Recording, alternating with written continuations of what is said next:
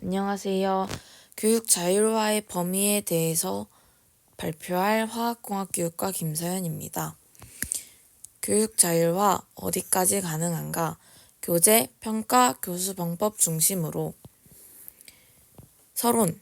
교육 자율화는 단순히 교사의 재량을 넓히는 제도 개편이 아니라 국가 중심의 의사결정 구조를 교사와 학교가 함께 참여하는 구조로 전환하는 과정이다.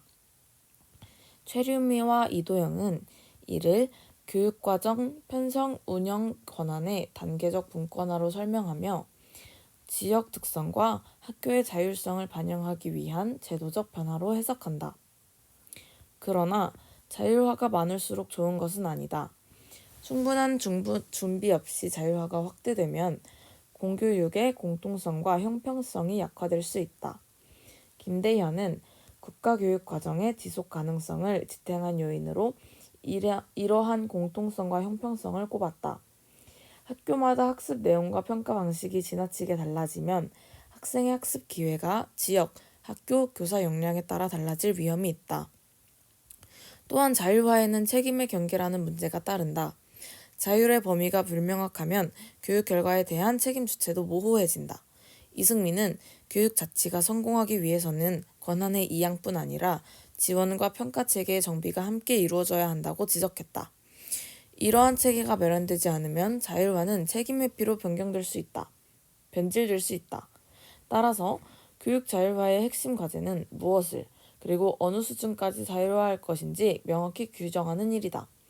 본 논술문에서는 교육 자율화를 행정 전반이 아닌 학생의 학습 경험에 직접적인 영향을 미치는 교재, 평가, 교수 방법의 세 영역에 초점을 맞춘다.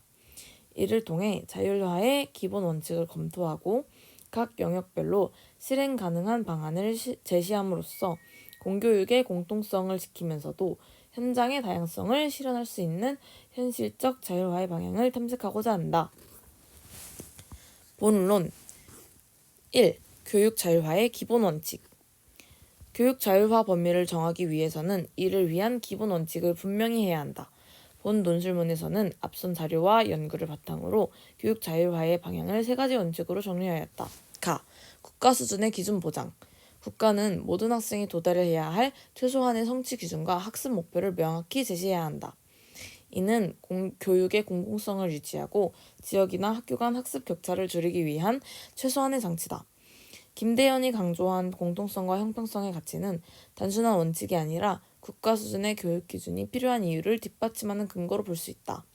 따라서 국가는 교육의 큰 방향과 핵심 내용을 제시하되 세부적인 운영 방식까지 통제해서는 안 된다. 학교 수준의 실질적 자율성 확보. 학교는 교재, 교수 방법, 평가 등 학생의 학습 경험에 직접적인 영향을 미치는 영역에서 실질적인 자율성을 보장받아야 한다. 그리고 교사는 교육과정을 단순히 전달하는 존재를 넘어 학생의 수준과 지역적 특성에 맞게 내용을 재구성하는 설계자여야 한다. 현재 많은 학교가 제도상으로는 자율권을 가지고 있지만 실제 운영에서는 여전히 교육청의 지침과 행정 절차의 제약을 받고 있다. 이러한 구조에서는 학교와 교사가 스스로 교육과정을 설계하고 운영하기 어렵다. 새로운 수업을 시도하거나 평가 방식을 바꾸기 위해서는 충분한 시간과 행정적 지원이 뒷받침되어야 한다. 지역 특성에 따른 조정과 연계. 각 교육청은 국가가 제시한 틀 안에서 지역의 산업, 문화, 사회적 특성을 반영해 교육과정을 조정해야 한다.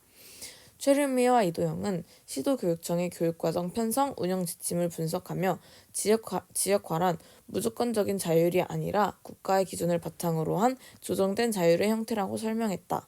예를 들어 산업중심 도시에서는 공업기술 교과의 실습 비중을 높이고 농촌지역에서는 생태나 환경교육을 강화하는 식으로 지역 특성이 반영될 수 있다. 2. 교재의 자율화. 먼저 개념과 필요성. 교재의 자율화란 국가가 핵심 개념과 성취 기준을 제시하고 교사가 구체적인 수업 내용을 구성하는 구조를 의미한다. 이는 학생 수준과 지역 특성에 맞는 학습 설계가 가능하며 교육의 현장성을 높이는 중요한 요소이다. 실행 방안. 교재 자율화를 위해서는 각 단원을 필수 학습 요소 플러스 선택 확장 활동의 형태로 구성할 수 있다. 이때 국가는 모든 학생이 반드시 배워야 할 필수 학습 요소를 제시하며 핵심 개념과 원리를 명확히 규정해 교육의 질과 형평성을 보장해야 한다. 예를 들어 화학공학의 에너지 전원과 물질 변화 단원에서는 에너지 보존 법칙, 화학 반응의 기본 원리 등을 국가 수준에서 공통학습 내용으로 제시할 수 있다. 이러한 공통 요소는 전국 어디서나 동일한 학습 기회를 보장하며 국가가 교육과정의 최소 기준을 관리하는 근거가 된다. 반면 교사의 역할은 국가가 제시한 공통 틀을 바탕으로 지역성과 학생 특성을 반영한 확장활동을 설계하는 것이다. 교사는 단원 내용을 지역산업, 생활환경, 학습자의 흥미에 맞게 재구성함으로써 수업의 실질적 자율성을 구현한다. 예를 들어 같은 단원이라도 부산에서는 조선소의 연료 효율 개선 사례를, 울산에서는 석유화학 공정의 폐열 회수 실험을, 서울에서는 수소에너지나 탄소 포집 기술을, 전북에서는 바이오 연료 실험을 중심으로 탐구할 수 있다. 이처럼 교사는 국가가 마련한 공통의 뼈대 위에 학생과 지역의 맥락을 입혀 교육 효과를 극대화할 수 있다. 또한 교사들이 직접 개발한 보도자료나 활동지를 공유할 수 있는 플랫폼을 구축해야 한다.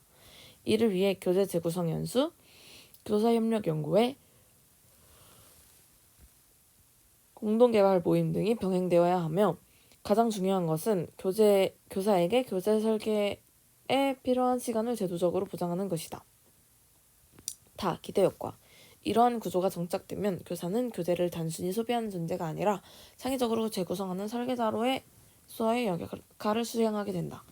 또한 지역별 특성과 학생 수준을 반영한 수업이 가능해져 학습의 질적 다양성이 높아진다. 3. 평가의 자율화. 평가 자율화는 국가가 평가의 방향을 제시하고 교사가 구체적인 방법을 설계하는 구조로 운영되어야 한다. 다시 말해 국가는 무엇을 평가할 것인가를 정하여 전국 공통의 성취 기준을 제시하고 이를 통해 교육의 공정성과 기준을 보장한다.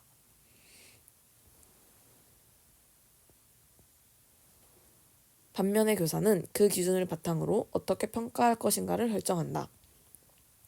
학생의 수준, 과목의 성격, 학습 환경을 고려해 서술형, 수행평가, 프로젝트 평가 등 다양한 방식을 자율적으로 선택하고 조정할 수 있다. 실행 방안. 앞서 제시한 평가 자율화의 개념을 실제 학교 현장에서 실행하기 위해서는 구체적인 제도적 지원이 필요하다. 이를 위해 다음과 같은 3가지 실행 방안을 제안할 수 있다. 첫째, 교사에게 평가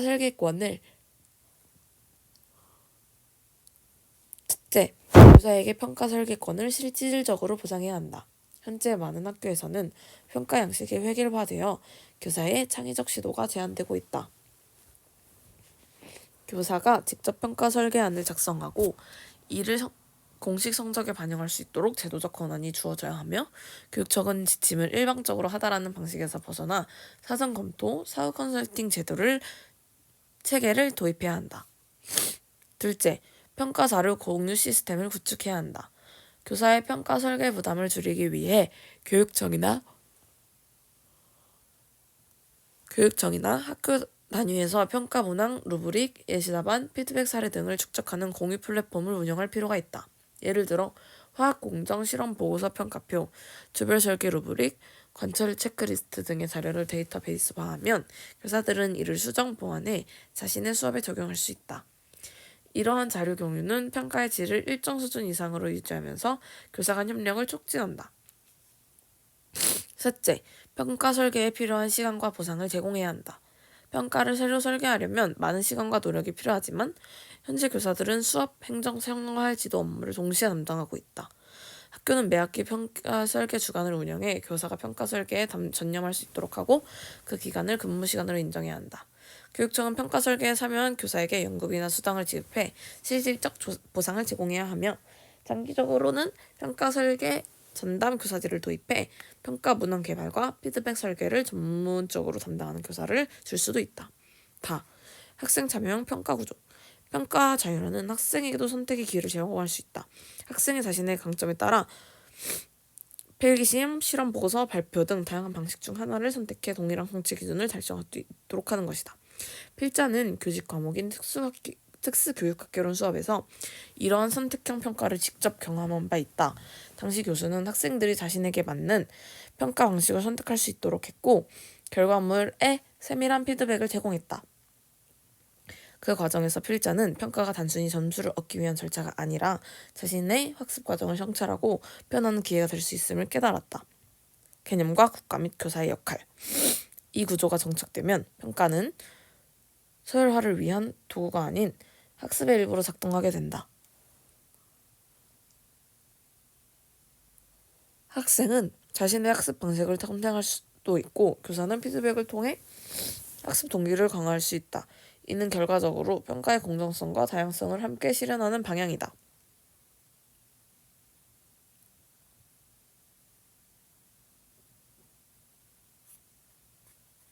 교수 방법의 자율화. 개념 정립과 현실적 한계. 교수 방법의 자율화는 단순히 수업 방식을 선택하는 자유를 뜻하지 않는다. 이미 많은 교사들이 다양한 교수법을 시도하고 있지만 여전히 행정 지침과 평가 일정에 묶여 형식적인 자율에 머무르는 경우가 많다. 진정한 자율화는 교사가 다양한 수업을 설계하고 시도하며 개선할 수 있는 환경을 보장하는 것이다. 교수 방법 자율화가 실질적으로 작동하기 위해서는 교사가 새로운 시도를 해볼 수 있는 시간, 협력 그리고 참여 구조가 뒷받침되어야 한다. 이를 위해 3가지 실행 방안을 제안할 수 있다. 첫째, 자율수업 주간을 운영해 교사가 일정 기간 동안 실험적 수업을 자유롭게 설계하고 실행할 수 있는 여건을 마련해야 한다. 이 기간 동안 교사는 기존의 수업 틀에서 벗어나 완전히 새로운 교수 방법을 시도해볼 수 있으며 학생들의 반응을 관찰하고 자신의 수업을 설정하라는 기회로 삼을 수 있다. 둘째, 수업 공유 플랫폼을 구축해 교사들이 수업 영상과 학습 자료를 공유하고 피드백을 주고받는 협력 문화를 조성해야 한다. 이를 통해 교사 간 노하우가 구축되고 학교별로 흩어져 있던 우수 사례가 체계적으로 확산될 수 있다. 셋째, 학생 참여형 수업 아이디어 공모지를 운영해 학생의 학습 주제나 활동 방식을 제안할 수 있는 구조를 마련하는 것도 필요하다.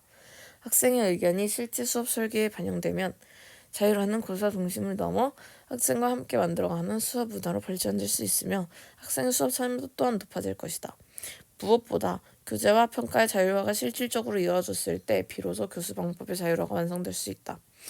교사가 스스로 교재를 선택하고 평가를 설계할 수 있어야 수업의 전 과정을 자율적으로 구성하고 실행할 수 있기 때문이다. 결론. 교육 자율화는 단순히 권한을 넘겨주는 문제가 아니라 학습의 질을 높이는 구조적 변화이다. 교재 평가 교수 방법의 자율화는 교사의 전문성을 강화하고 동시에 학생의 학습 경험을 풍부하게 만드는 핵심 축으로 작용한다. 본론에서 제시한 여러 아이디어들은 당장 현실적으로 시행되기 어려운 부분이 있지만 이러한 구상은 이상적인 방향성을 탐색하고 현행 제도의 한계를 넘어 새로운 가능성을 모색했다는 점에서 의미가 있다. 현실적 제약 속에서도 교사의 자율성이 존중되는 교육 구조를 상상하고 구체화하는 시도가 앞으로의 교육정책 논의의 중요한 출발점이 될 것이다. 필자는 자율화가 성공적으로 이루어져 교사가 교육 전문성을 충분히 발휘하고 학생의 능동적 배움이 안정적으로 뒷받침되어 공교육이 건강하게 성장하길 바란다. 참고 문헌은 이와 같습니다. 그렇다면 지금까지 발표를 들어주셔서 감사합니다.